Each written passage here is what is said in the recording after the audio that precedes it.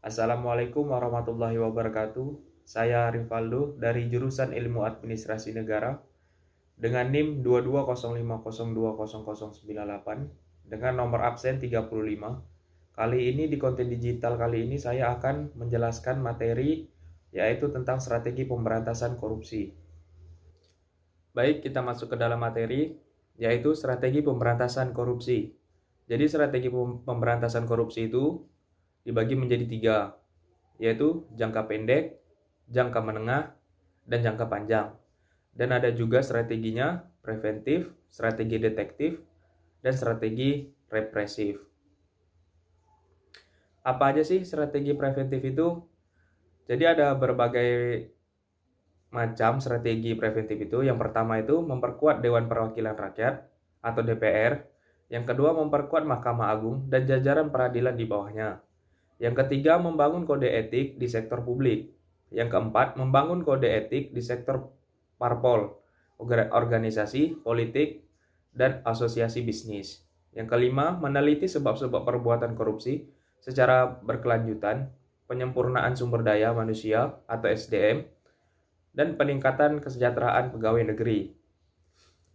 Lalu, pengharusan pembuatan perencanaan strategik dan laporan akuntabilitas kinerja bagi instansi pemerintahan, peningkatan kualitas penerapan sistem pengendalian manajemen, penyempurnaan manajemen barang kekayaan milik negara BKMN. Lalu ada juga peningkatan kualitas pelayanan kepada masyarakat dan kampanye untuk menciptakan nilai anti korupsi secara nasional. Selanjutnya, strategi detektif.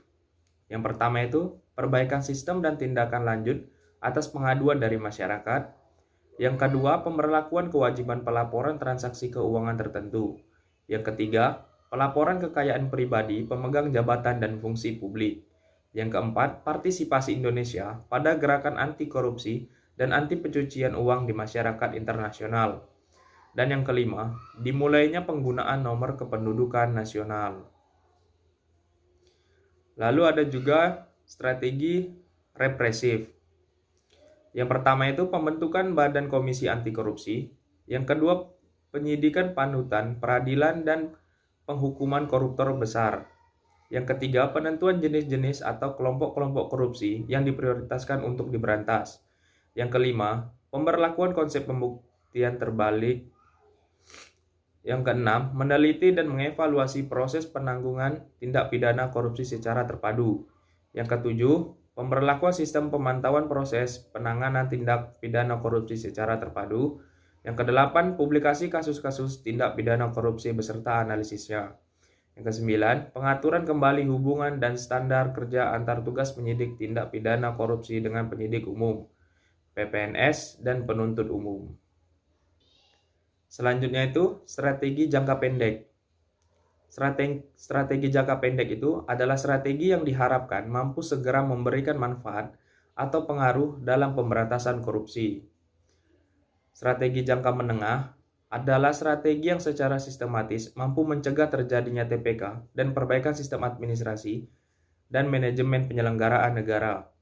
Strategi jangka panjang adalah diharapkan mampu merubah budaya atau pola pandang dan persepsi masyarakat terhadap korupsi.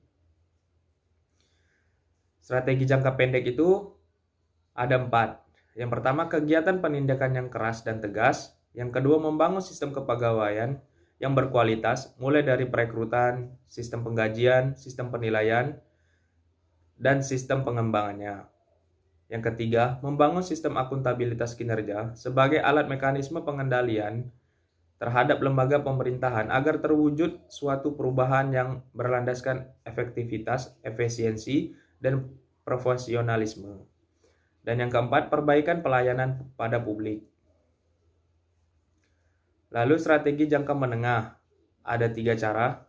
Yang pertama, membangun beberapa proses kunci dalam perbaikan manajemen kepemerintahan yang berorientasi kepada hasil infrastruktur informasi terkait lainnya di instansi pemerintahan yang mendorong efisiensi dan efektivitas. Yang kedua, memberikan motivasi untuk terbangunnya suatu kepemimpinan yang mengarah pada efisiensi dan efektivitas.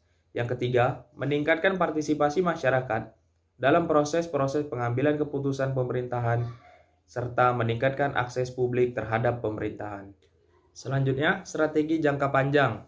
Ada 3 cara. Yang pertama, membangun dan mendidik masyarakat pada berbagai tingkat dan jenjang kehidupan untuk mampu menangkal korupsi yang terjadi di lingkungannya. Mungkin di sini bisa mahasiswa yang bisa untuk menjaga lingkungannya sendiri atau lingkungan sekitar. Yang kedua, membangun suatu tata kepemerintahan yang baik sebagai bagian penting dalam sistem pendidikan nasional. Yang ketiga, membangun nilai etika dan budaya anti korupsi. Pemberantasan korupsi ini ada 3 caranya. Contohnya itu, yang pertama itu bisa menaikkan gaji pegawai. Yang kedua, menarikkan moral pegawai negeri. Dan yang ketiga, legitimasi pungutan liar menjadi pendapatan legal. Karena korupsi ini kan banyak juga contohnya, semisal dari kayak faktor ekonomi atau faktor yang lain. Dan juga karena faktor lingkungan juga bisa. Jadi, tapi kebanyakan korupsi ini terjadi karena faktor ekonomi. Jadi lebih baik cara pemberantasannya itu ya menaikkan gaji pegawai. Nah, di Indonesia sekarang ini masih banyak melakukan tindakan korupsi. Meskipun sudah diterapkannya strategi pemberantasan korupsi, tetapi masih banyak saja tindakan-tindakan korupsi di luar. Mungkin karena belum maksimal dalam strategi pemberantasannya. Baik, itu saja penjelasan dari saya. Saya tutup dengan wabillahi taufik wal hidayah. Wassalamualaikum warahmatullahi wabarakatuh.